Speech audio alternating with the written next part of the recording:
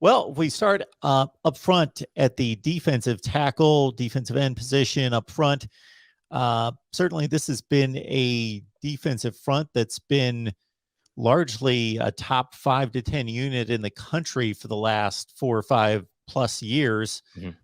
How do you see it transitioning into 2022? It's hard to, follow the guy, or you never want to be the guy that replaces the guy. And that's what this past defensive line had to do. I mean, you're replacing names like, Montravius Adams in the past, Derrick Brown, Dontavius Russell, and that's a few seasons removed, but that's the type of history that you were just addressing. Auburn has been known at times as defensive line U. We talked about us being running back U last time we were together. They could have made a case at a certain point for that. This was an area where we really thought we were going to get more production at the start of the season. Now, last year during the Alabama game, you saw actually what everybody expected out of them. They shut them down.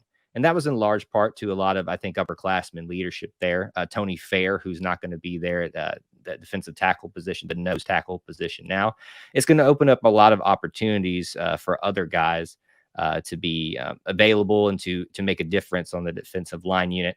Colby Wooden is one of those. Now, there's been, if we want to talk about not necessarily scandals or issues still with Auburn, there was this rumor that Colby Wooden wasn't going to come back. That was a result of all the tumultuousness that we had with the coach situation in recent months. I think that has settled down now from what I understand, and that he's going to stay. He will be a clear starter there. I think Marquise Burks as well started to come on a lot at the defensive line position. He'll definitely be someone that you want to pay attention to.